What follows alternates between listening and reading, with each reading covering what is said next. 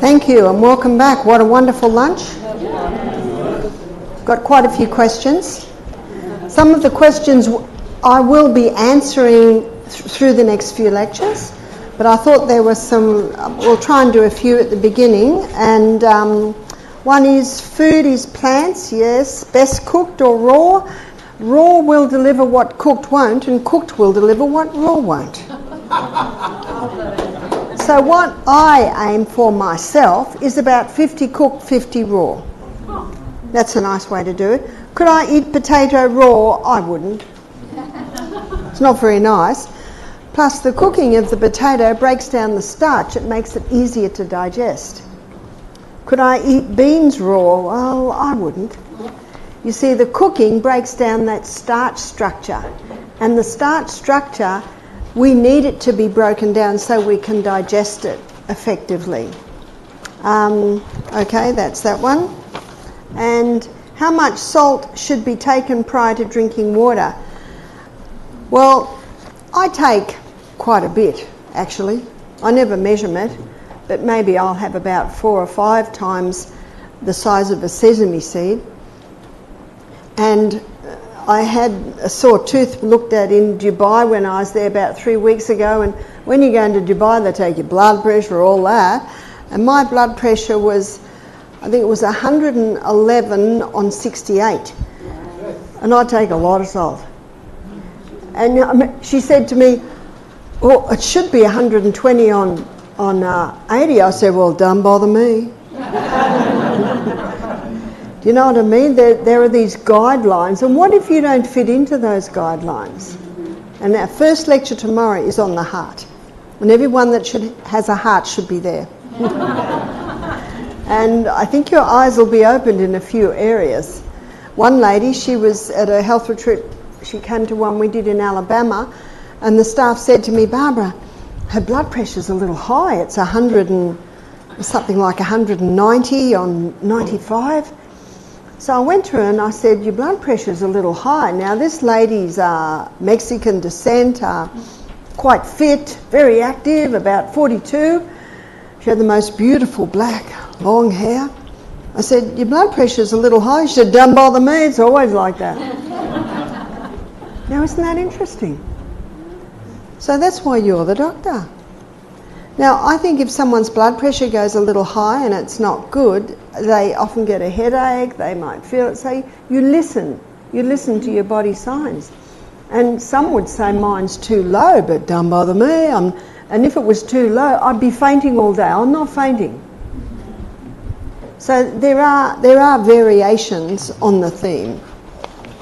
So this is also, I felt, a good question.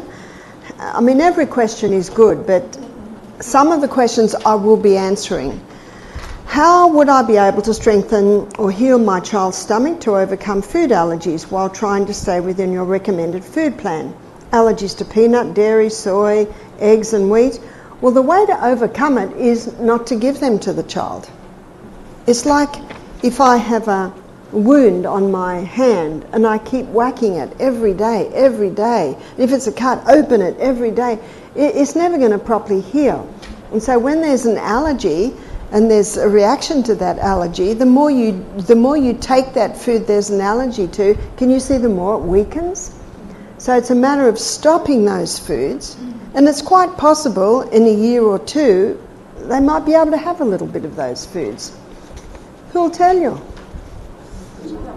The child, the reaction. It's all again about listening. So the best way to strengthen it is not to put any food in that the body reacts to. Ever since being exposed to toxic mold, I have severe gut problems, gluten intolerance, lactose intolerance, fungus, candida, recurring SIBO infection, stomach, distension, liver pain, gallbladder issues, etc. Doctors wanted to remove my gallbladder, but I declined. Well done. I yet have no relief ever since and fear I may be re-exposed again. How can I deal with toxic mold and fungus, SIBO infections? What you do is you start with your symptoms and you try different things and see what the body responds to. in my book Self-Heal by Design, there are programs on how to conquer yeast problems in the body. Now, it might sound like a quite strict diet, but the more serious the situation, the more serious the steps that need to be taken. And so it's very, very low sweet. And some people would look at that and think, oh, do I have to be on that forever? Okay, students, do they have to be on it forever? No. It's just until the body responds and starts to heal. And if you go back into the old lifestyle too quickly, your body will quickly tell you. And then some people get discouraged and say, will I ever be on that? But it's slow little steps, like the teaspoon of lentils, until the gut's used to that. Then 2 teaspoons of lentils until it's happy with that. So it's very much with this person, I think this is a Zoom question, is you just listen. You just listen. And there will be things that sit well. And even if at first all it is steamed vegetables, so be it. And it's not going to be steamed vegetables forever. But once the body starts responding to that and starts to be happier, then a little bit more. And instead of eating a whole, let's say to try a banana, don't eat a whole banana, eat a slice of banana. How's that sound? Oh, that's a little bit better. Try another one. So bit by bit by bit. Now I know Jacqueline doesn't mind me sharing this story. When we were in Phuket, because I did a program in Phuket, Jacqueline said, I can't eat nuts at all. So I'm investigating. And as a few years ago, how many years ago? Oh gosh, like 4 years ago. 4 years ago, she was working in a health food shop and she didn't have breaks for lunch, so she just kept eating nuts all day. And what about a kilo of nuts was consumed in the day? Guess what the body did? The body said no more. And so I said to Jacqueline, just have 1 cashew. Well, there was no reaction. So you see what I mean? It's a lot of people eat a whole pile, reaction, can't do it. But what about 1? What about 1? And maybe after a couple of weeks, 2. And a little bit longer, 3. And isn't that the way you come off drugs too? Some drugs can be stopped immediately, some have to be stopped over a period of time, like the mind-altering medication, and also cortisones, they have to be eased off. So what we're going to look at now is an organ that lives under your right rib. It's called liver. And the liver is the largest internal organ in the body. And the liver is the only organ in the body that has the ability to regrow. Did you know that? And as we look at the liver today, you'll begin to understand why God made it so. So here's the liver. I don't think that's my blackest pen. Try this one. Here it is. So your liver lives under your right rib. And your liver, I call the project manager, because everything that comes into the body comes first to the liver, and then the liver determines where it goes. This morning we looked at carbohydrates. So the glucose comes to the liver sends some to the cell, some to be stored as glycogen. Are you getting your tongue around that name? Glycogen stores, quick release glucose stores. And then the excess, it stores as fat. And so when a guest does our program at Misty Mountain, the first 2 days are juicing days. And we're not giving enough glucose to run on. And so what the body starts doing is breaking down the fat stores. So it's not just excess glucose that's stored as fat. Certainly if someone's overdoing fat, it can be, but mostly it's the excess glucose, and that can be in the refined carbohydrates and also in the sugars. But something else is stored in the fat. All through our lives, when environmental poisons come into our body, it first goes to the liver. It goes into the blood, into the portal vein, I call it main highway, M1, straight to liver. And then the liver assesses it. Sometimes the liver can just break it down and release it out, but sometimes the liver might look at it and say, nasty. And if it's a nasty toxic toxin, what the liver does is wraps it up in fat and stores it. And so these fat cells that are building up all through our lives often contain some nasty substances. And so when our guests come to our retreat, they come on Sunday and we give them a beautiful meal, helps over the next 2 days. Something to dream about, a beautiful meal. Because Monday, Tuesday are juicing days. And so we serve that. We've just found it works very well to start with a nice meal. So at our program we serve breakfast, then we serve lunch on the eating days, and then in the evening we serve a thin soup. It has no fibre in it. It's a thin soup, sometimes called broth, and I'll explain why we do that. And so they come in on Sunday, so the last meal really is lunchtime. And so when they wake up in the morning, there's no solid food served, it's a liquid breakfast. And so the body usually starts to go into a detox then, which is releasing the fat stores. So let me stop for a moment before I go into the 3 phases of the liver detox and show you what we do Monday. So on Monday and Tuesday, these are the 2 juicing days. So we serve 5 juices a day. So a juice at 8, a juice at 10, at 12, at 2 and at 4. Predominantly the juice we serve is 80% carrot, 10% apple and 10% celery. This is called the vegetarian's milk. You could just about subsist on this. And I met 2 ladies whose babies could not have any type of milk, not even their own milk, not even goat's milk. And the naturopath put the baby on this for a milk, and the babies thrived on it. Green apple or red apple? Usually green, because it's lower in sweet. No water. No water. And we find our diabetics go very, very well on that. How much juice? It's usually 8 ounce. So 8 ounce. Now every juice is a bit of a variation.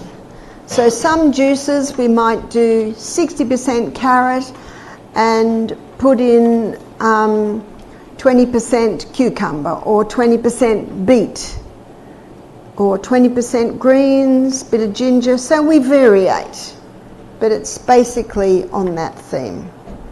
And we serve 5 juices a day. We also serve 2 ounce. A 2 ounce on Monday, a green barley supplement. Green barley powder we buy. We put a teaspoon of green barley into a little glass, squeeze a lemon and a little bit of water, so it comes up to 2 ounces. As I go through the 3 phases of the liver detox, I will be explaining why we do this. 10 o'clock, we serve a protein drink. 12, green barley.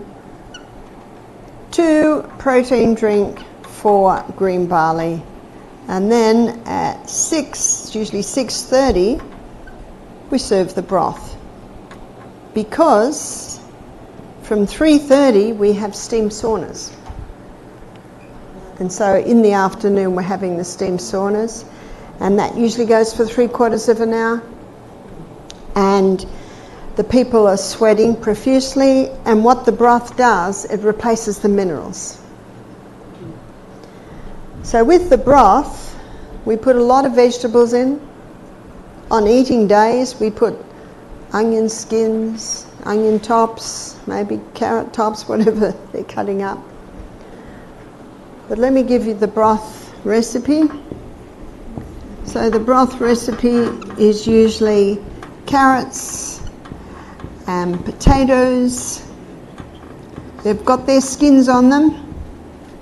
And onion, keep the skin on unless the skin looks pretty yuck. And celery. And the fifth one is stinging nettle.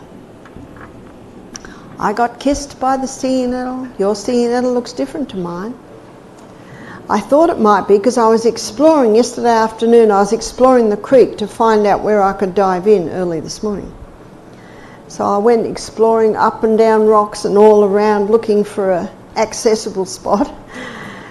And I looked at this and I thought, the seed looks like our stinging nettle. And I've just been in England and Ireland, and their stinging nettle looks just like our stinging nettle. But yours is a little deceptive. The leaves aren't quite like mine are. Stinging nettle, their roots go very, very deep, and so they've got a lot of minerals in them. So we cook that in a lot of water for 4 hours, and then we strain it out, and we just give the liquid to the guests at 6:30 at night. White potatoes, sweet potatoes? Whatever. It's usually white potato.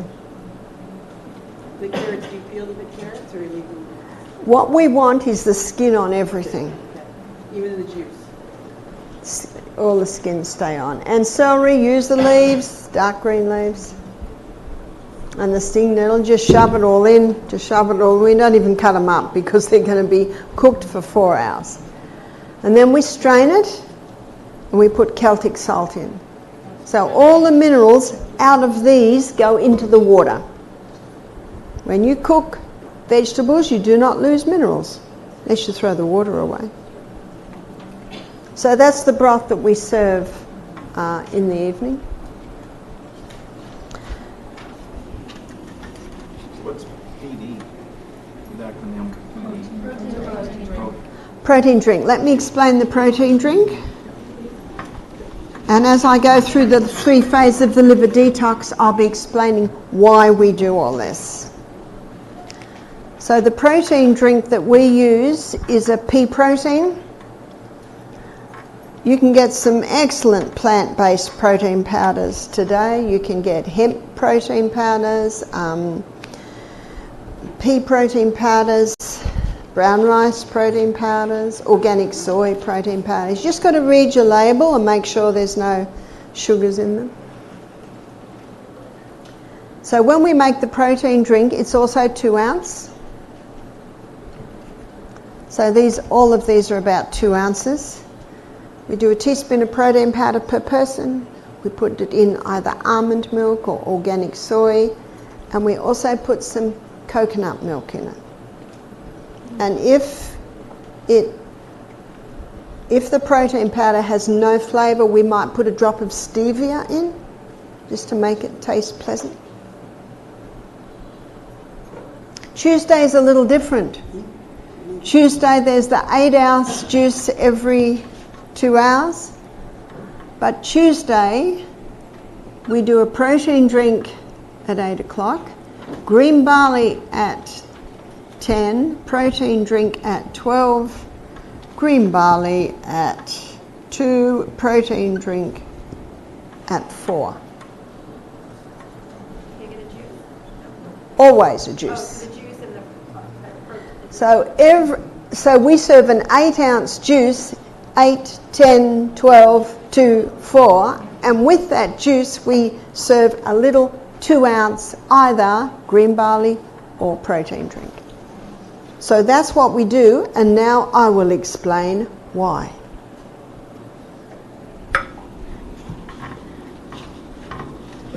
So please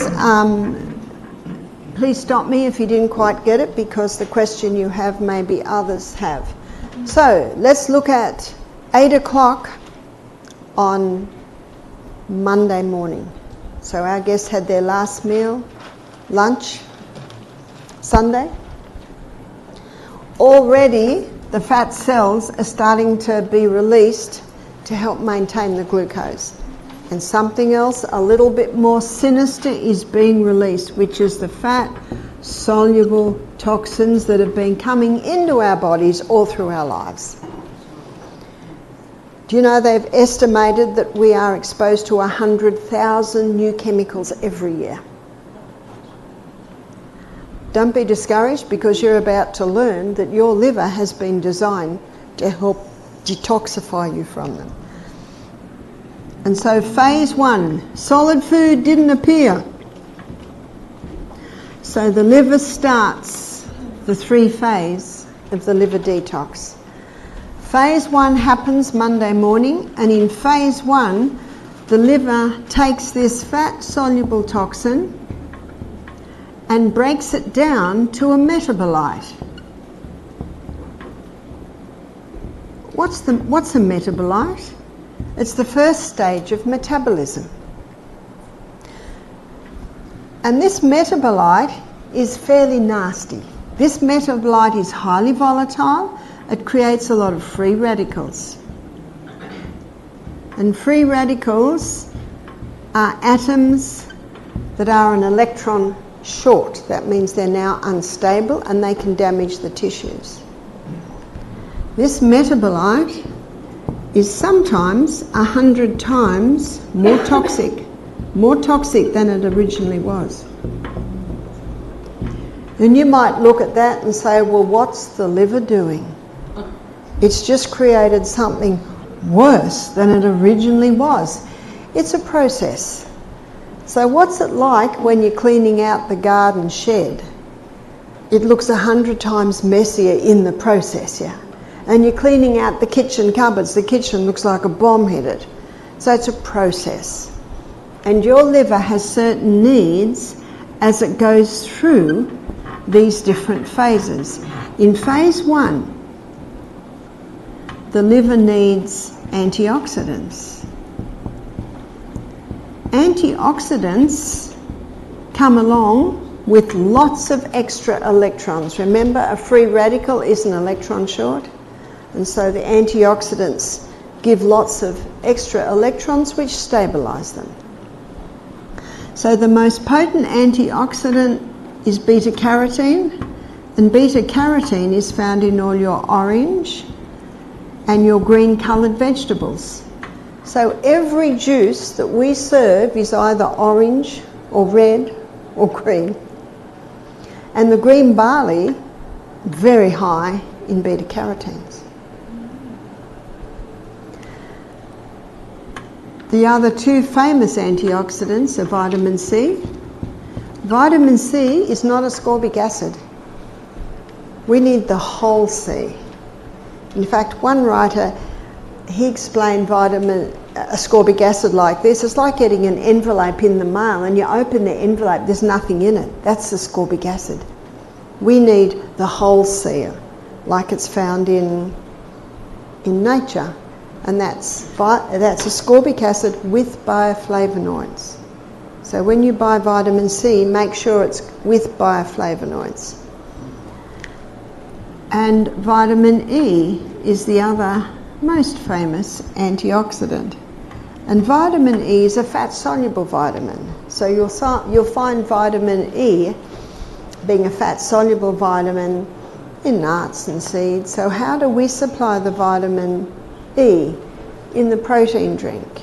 Remember, we mix it in either almond or soy and put the coconut milk in there. There's your vitamin E there. So you see, when our guests wake up Monday morning and the liver starts breaking down some fat stores to give the glucose needed, and the fat-soluble toxins once again released, the liver says, not this nasty guy again, and it's about to wrap it up in fat and store it, and it says, oh, hang on, they're at the health retreat. Oh, hang on, they're getting the nutrients necessary to break this fat-soluble toxin down to a water-soluble state, because it can only be released in a water-soluble state. And that's why the liver begins the 3-phase, and in those 3 phases, break it down to a water-soluble state, as I'll show you. Within 36 hours of beginning a detox program, phase 2 kicks in. So at the retreat, phase 2 begins, on Tuesday morning.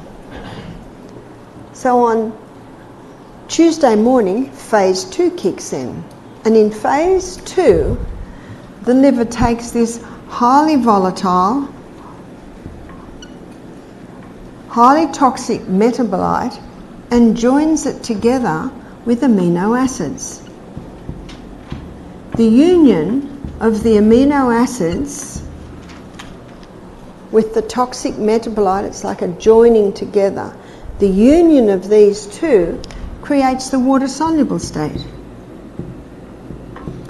And in a water-soluble state, it can be easily released out of the body.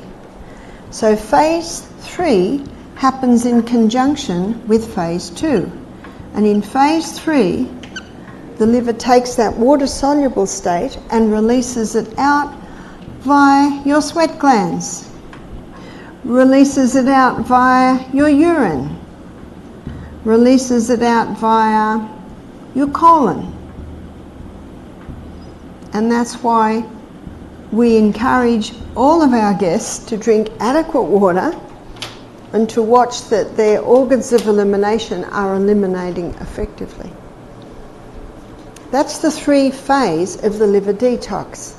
Now let's go back to what we do Monday, Tuesday. So Monday we serve 3 green barleys because the liver's requirement for beta carotenes is higher on Monday because it's in phase 1 of the liver detox. But as phase 2 kicks in, the needs in phase 2 is protein. And we do not want digestion. It takes 1,200 calories to digest a meal. We want to bypass that. Because when digestion stops, the body's basically saying, what are we going to do now? So what it'll do what probably I do, what most of us do on holidays at home. You go to those areas that are bugging you, that you don't actually get to usually. So as a lady, every day I wash the dishes and wash the clothes and sweep the floor and make the bed. You know, there's the basics, but there's those little extra areas that you don't often get to. For me, it's usually the bookcase. I'm in a hurry, so I just shove the book there and then the bookcase starts to look a bit messy. So when I've got some extra time, I'll pull the books out and I'll put them all into order. That's actually what your body does. And so it'll go to the area of greatest need. So in the protein you can put flaxseed oil too? Would you put flaxseed oil in? I guess you could. With milk, coconut milk. So Tuesday, the first drink at 8 o'clock has protein. Can you see why? Because Tuesday, phase 2 has kicked in and the body's needs for amino acids is very important. I'll get used to it. There's a little pathway in my brain saying there's something there. And so we give 3 protein drinks on the Tuesday to account for phase 2 of the liver detox. So we had a Vietnam veteran do our program, and he was carrying a little excess weight, probably about 50 pound extra, and this was probably about 10 years ago. He came to our retreat and he was in his 60s, and he said, my doctor told me don't lose weight. Why did his doctor say that? Because what's in his fat cells? Nasty stuff. The Vietnam War is the first war where chemical warfare was used in a large amount. I know chemical warfare was starting in the First and the Second World War, but it was really in the Vietnam War that it was used hugely. And unfortunately, our poor soldiers took the brunt. And this man told me that most of his friends are dead, half from suicide and half from cancer. He said, I'm at your retreat because I have heard that you do a detox program that is mindful of environmental poisons coming out of your body? I said, we certainly do.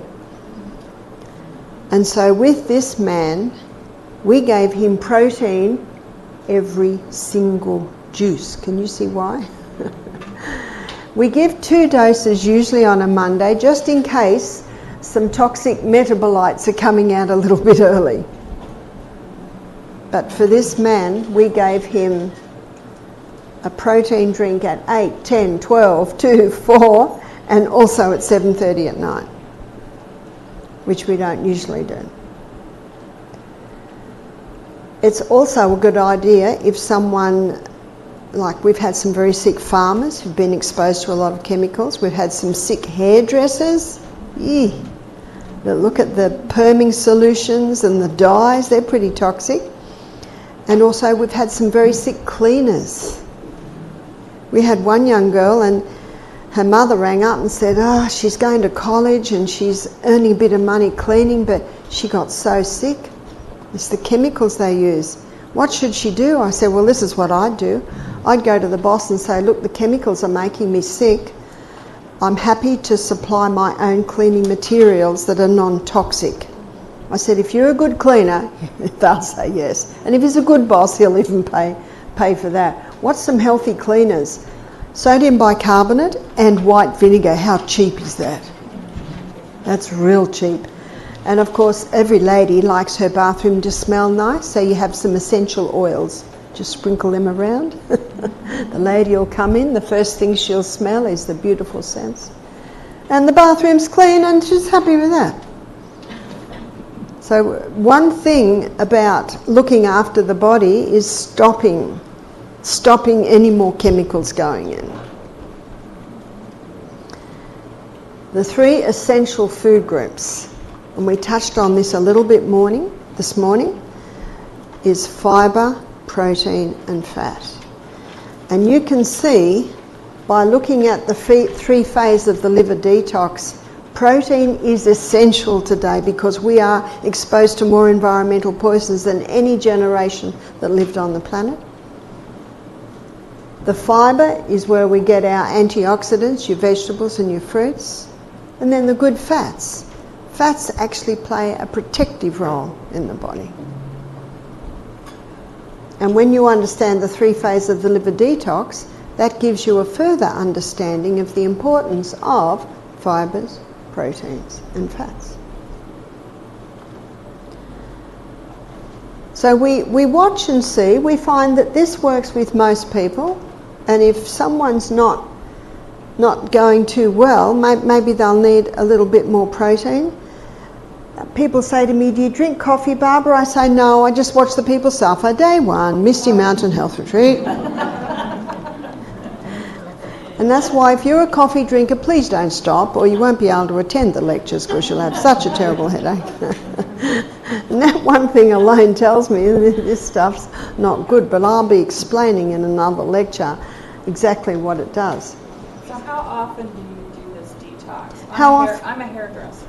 How often do you do the detox? Well, I guess it depends on you, depends on what you do, but some people will do it once a month, and in a minute I'll actually go into the organs of elimination and show you how important to keep those organs of elimination open so that you are eliminating the waste, because it's one thing to clean up the body.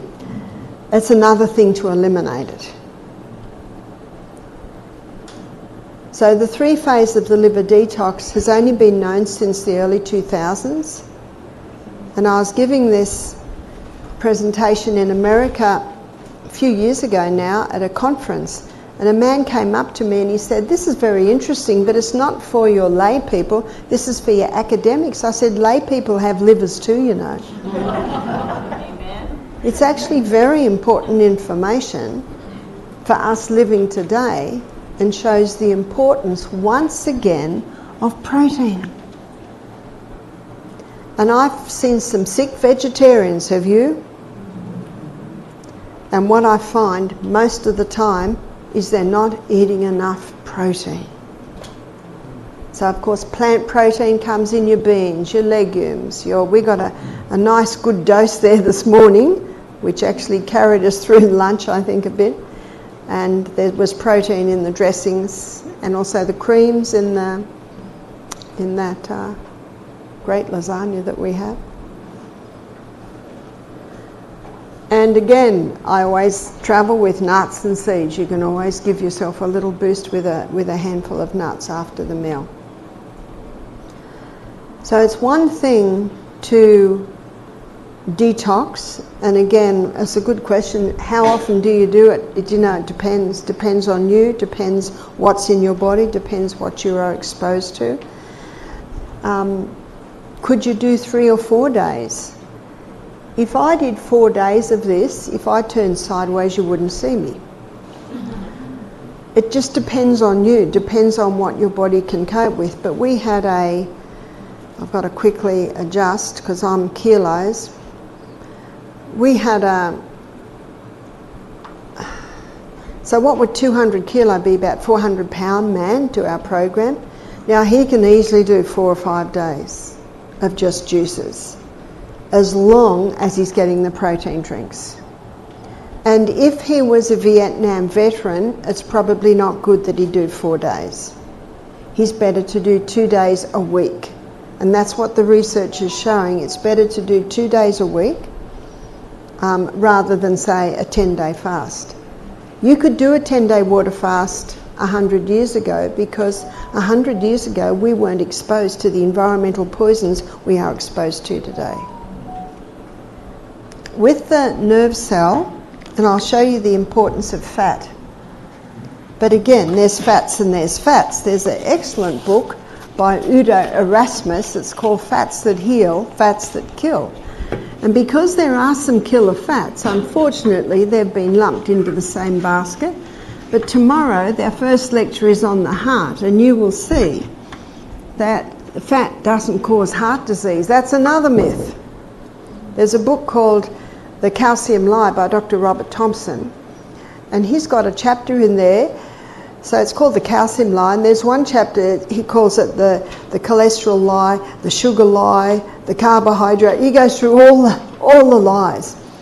And that's why I like that Psalm 146 verse 3, put not your trust in princes, neither in the Son of Man, in whom there is no help. Because do you know what? Sometimes they get it wrong. Have you noticed? I was talking to a lady who works with Parkinson's last week. She said, did you know that 25% of people who are diagnosed with Parkinson's, it's a misdiagnosis? And what's happening often, people get a diagnosis, now they own their diagnosis. Reject your diagnosis. Amen. Because sometimes they get it wrong. That's why put not your trust in princes. You listen to them, you get their opinion, but you don't have to make that opinion yours. So fat. Here's the nerve cell. Looks a bit different to other cells. And this morning I showed you how 50% of the membrane around every cell in the body, including this brain cell, is 50% fat.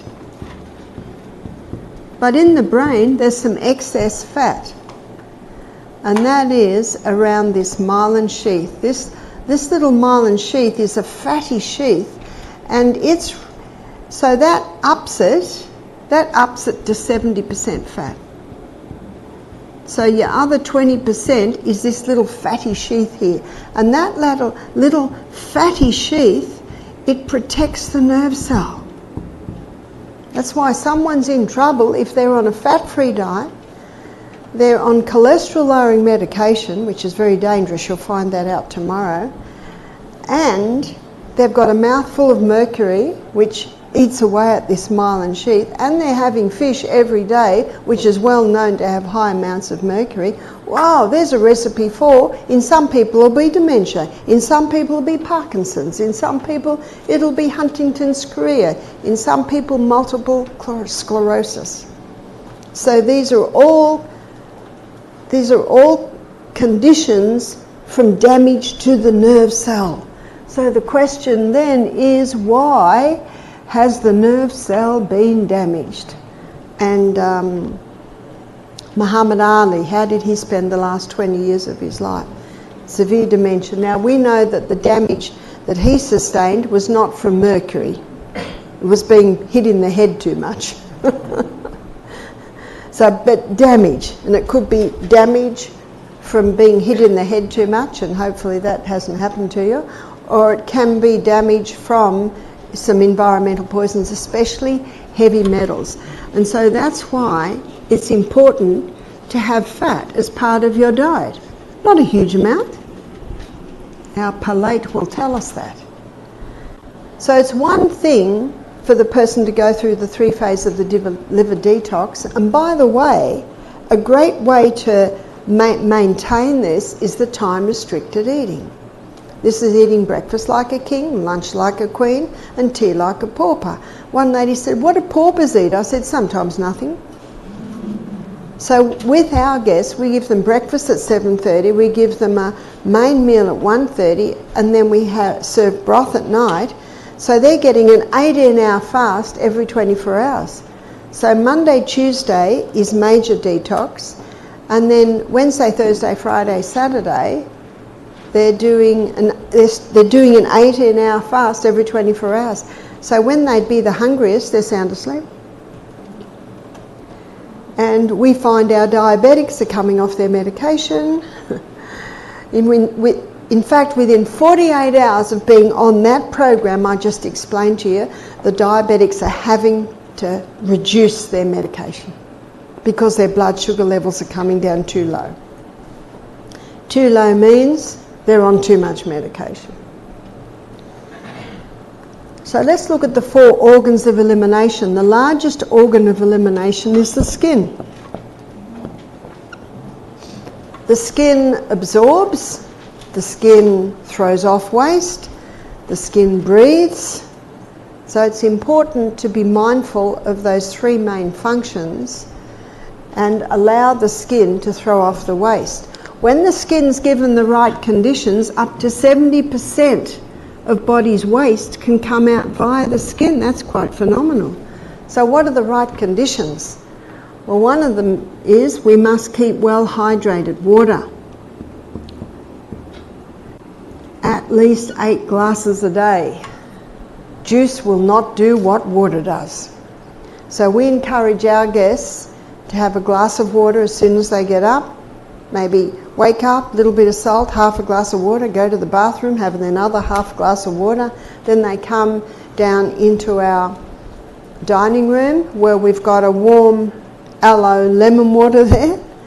And so they sip away on that while they chat. We wake them at 6. We serve the lemon water at 6:15, and so it's from 6:30 to 7:30 there's an exercise program. So before 6:30 in the morning, they've drunk 1/4 of their daily intake of water. To me, that's the easiest way to hydrate the body. Start early. Start really early. So water in is important, and also water out. And that's where the steam sauna comes in.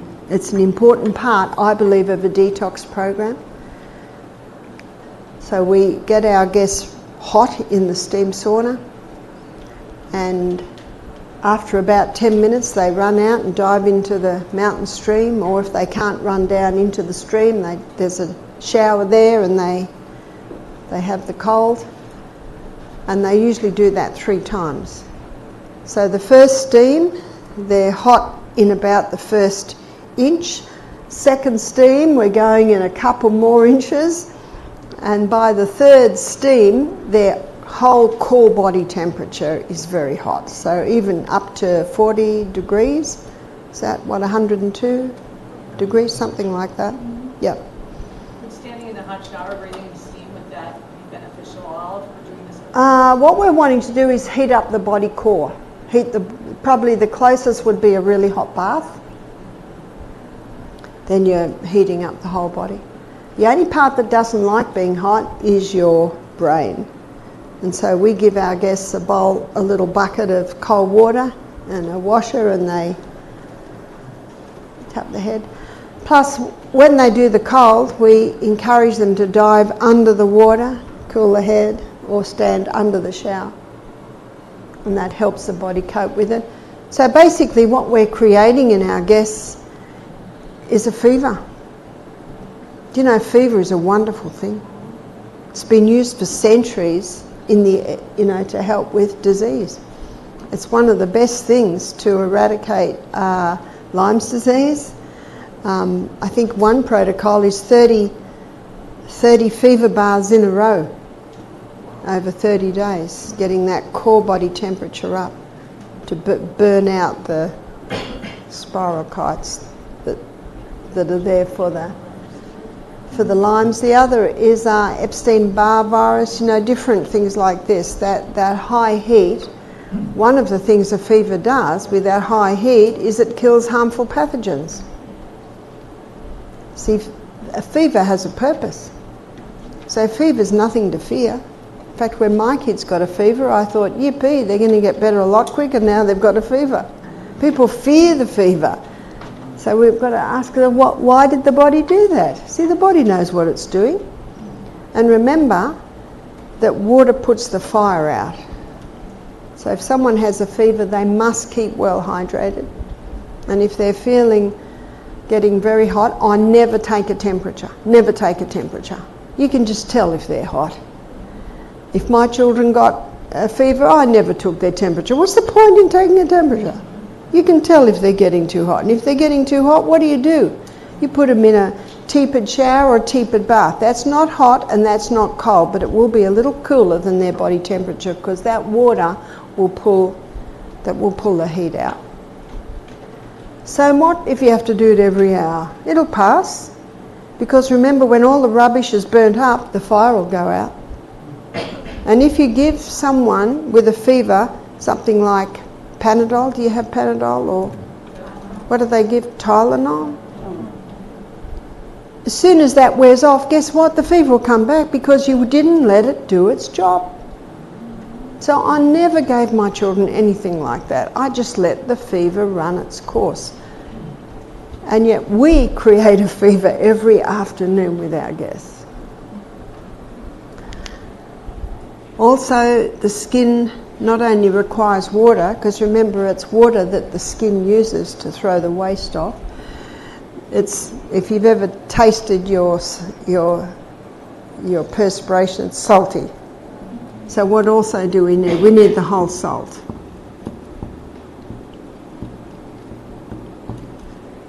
So if you're not used to salt, start small.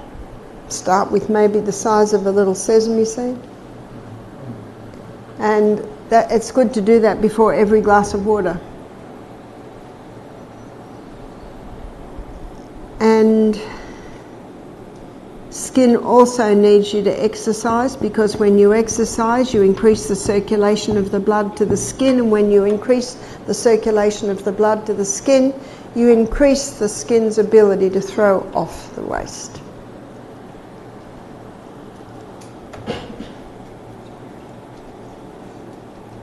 Lungs. Lungs are also an organ of elimination, and the lungs need exercise. When you exercise, you notice that you start breathing differently. I think one evening, there's a walk planned for up that hill there, your breathing will change. Usually within about the first 5 minutes, because you're walking like this.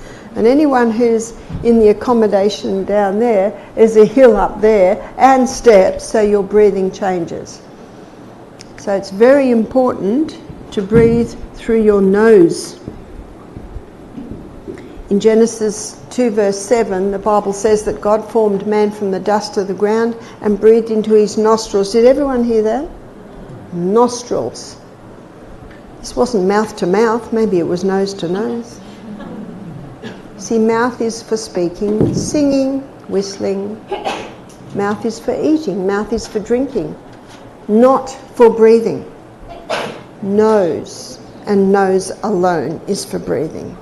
This is breathing in and breathing out. Tomorrow the second meeting is on respiratory. We'll be exploring that in a little bit more detail. You will get more oxygen at the cellular level, and this morning we looked at how important that is. So if every cell in the body is getting the oxygen that it should be getting, you'll have so much more energy. And you'll get more oxygen if you breathe in and out through the nose. Nose purifies the air, humidifies the air, and warms the air. Mouth does not do that. So when you do go up that hill, practice keeping the mouth closed. You almost think it's impossible, but I've trained myself now. Even the most strenuous, I never open my mouth. And tomorrow I'll show you in more detail why that's very important. The lungs also need water, because in those little alveoli, those little sacs at the end of every bronchial, it is estimated we've got about 500 million. There's a little droplet of water. And because of the surface tension of water, when we breathe out, it causes that little sac to collapse, which means when you breathe in more air. So you will get more air going in, and so more oxygen at the cellular level when you're well hydrated. So exercise is important for the lungs, important for the lungs that you breathe only through the nose. You'll get a better quality air in your lungs, and nose also pressurizes the air, making it perfect for the lungs. Mouth does not do that.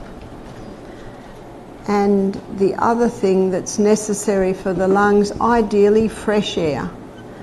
The good news is, if you don't have really fresh air, you've got a nose that can purify the air, which is great. It's your own personal air purifier. Kidneys. The kidneys do a wonderful job at purifying the blood, but the kidneys must have water. Our urine should almost be the colour of water. If it's not, it's an indication you need to drink a little more water. And again, the whole salt is necessary, because I don't think any of us have ever tasted our urine, and I have no desire to, but it is salty. So all body's wastes contain some salt, so we need to replace that salt. Your kidneys need exercise. When you exercise, you increase the circulation of the blood to the kidneys, and when you exercise, every step you're taking, the kidneys are moving, and they're getting strengthened and toned to perform their work. Kidneys also need to be warm. I find, I went to a conference in Florida a few years ago. I had to keep going outside and warming up because it was so cold from the air conditioner. And so even in the middle of summer, if you're in air-conditioned rooms, you need to be mindful to keep those kidneys warm. The colon is also an organ of elimination. Only microscopic waste can come out of the skin, lungs and kidneys. The largest pieces of waste are eliminated via the colon. And the colon, we looked at the colon this morning, it needs daily exercise. It also needs for you to be drinking adequate water. The colon needs fibre. But at Misty Mountain, we don't give any fibre for the first 2 days. And it's important that that colon be evacuating, because the largest pieces of waste are going to be eliminated via the colon. And so we have a tea that we serve. And the tea contains 3 main herbs. Now my daughter, she has a website. She's in Wisconsin. It's Misty Mountain USA. And she sells the mix that we use. It's called colon tea. She told me that she can hardly keep up the demand for this tea, because this tea gently stimulates peristalsis, And if someone has a history of constipation, it can actually revive and restore colon function. And the tea is 1 part cascara. In fact, in both of my books, the recipe's there. 2 part licorice and 3 part buckthorn. Buckthorn is a relative of the cascara. So cascara sagrada and buckthorn are both barks. Licorice is a root, and the rule of thumb with bark and berries and roots is they must be gently simmered. Whereas if you're making a tea with leaves or flowers, you can just pour boiling water on. And the rule of thumb is a teaspoon to a cup of water. So you buy these dried herbs, mix them together, and then 1 teaspoon to 1 cup of water, and then that has a gentle simmer for about 15 minutes. And we give our guests a cup of that Sunday night. And usually when they wake up in the morning, they go like they usually do. Because for 2.5 days they're not taking any fibre in. And this gently stimulates peristalsis. Well, it depends. So how often would you do the tea? Well, I never drink that tea. But if I was to do a 2-day detox, and I think I did it about 2 years ago at the retreat, I found half a cup of that tea got me to go twice a day. Some people don't need any, some people need half a cup, some people need 1 cup, but we're talking about no eating for 2 days. That's why we do it, because there's no eating. So it gently stimulates the colon to keep moving through the detox. One lady needed 3 cups a day. So that's why you're the doctor. You listen. So in the consultation, our naturopath inquires, how many bowel movements would you do in a day? If someone says 4, well, we don't give them that tea, because often they will go. And if someone says 10, well, there's no way we'll give them that. We'll give them slippery elm to slow things down. If someone says, I go once a day, maybe half a cup is all they need. If someone says, I go every second day, they might need 1 or 2 cups in the day. If someone says, I go once a week, they might need 3 cups in the day. So it depends. There's no hard and fast rule here, because it depends on you. So we say to our guests, by Monday, middle of the day, if they haven't gone, we'll give them another half cup. So that first couple of days, we're feeling our way to see how much do you need. And one lady, by the 3rd day, she said, I haven't been to the toilet since I've been here. And I said, well, did you get the tea? She said, oh, no one offered it to me. And this is an illustration how we've just been trained to hand our health over to someone else. So taking responsibility, this is my body, and if I'm not going, I'll go and ask and I'll get something. So we don't want anyone to be dependent on us. We want people to start thinking for themselves. And I was going to write a book called The Lost Art of Thinking, but I discovered it's already been written. Is to start reading and start listening. And we say, if you go too much, let us know. If you don't go enough, let us know, because we can adjust accordingly. But one lady, she was a psychologist, and she said, I go once a week with help. So she had 3 colon teas a day. That's what she needed to get things moving. And we also gave her a castor oil compress over the abdomen. Castor oil penetrates deeper than any other oil.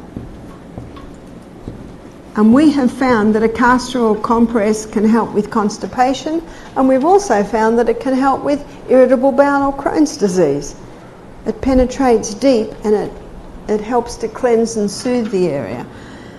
And so what you do to make the castor oil compress, you have a few layers of cloth. If it's toweling, you might only need one layer. And then you pour the castor oil on like that. And that's what it'll do. It'll sit up like a bubble for about 10 minutes. Then really soak through. And so for someone my size, I'll have a piece of plastic that big and several layers of cloth that big, and then when I pour the castor oil on, I'll pour about that much on. And then as it soaks through, it takes up a little bit more room. And then when it goes on my hot body, that thins the oil and it goes out a little bit more. I told one lady about the castor oil. She said, I'm not going to use that. She said, that's terrible. It got all through my clothes, all through my bed. I'm not going to use that again. So what this lady had done, she had covered the whole thing with... So when it went on her hot body, it had nowhere to go, so it started dripping everywhere. And that's why it's important to do it the way I explained. And it's just a vehicle to hold the oil to go into your body. So you can use that same compress again and again and again and again. Maybe once a week you'll put another teaspoon on. So this lady, she had castor oil on her abdomen every night. She had the 3 cups of tea, and she was one happy lady. She was going twice a day. And after about 4 days, the whites of her eyes became white, her skin became a different colour. At the end of the week, she said, my mind is so clear. She said, maybe this is the problem with half of my patients. They're constipated. Remember what she was, a psychologist? She got back to me. She said, I started to drink more water, I stopped the coffee, I stopped the red wine, I started to go on a plant-based diet, putting more fibre in, remember, more fibre, more microbes, better immune system. She said, what I found, and I started to exercise, she said, after I continued 3 cups a day and I was going twice a day, she said, after 6 weeks, I started going 4 times a day. So she said, I brought it back to 2 cups a day. She said, that 2 cups a day got me going twice a day. But after 6 weeks, I started going 4 times a day. So what'd she do? Brought it back to 1 cup a day. She said, it took me 4.5 months, but she said, I am going now with no help. This lady was in her 60s, and she'd been struggling with this for most of her life. So it's a great illustration of what the herbs do. The herbs, little by little, restore and revive colon function.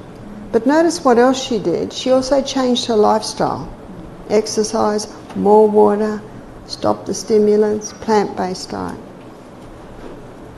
The colon tea will play a role, but it's not a wonder cure. There's no wonder cure except for the human body when you give it the right conditions.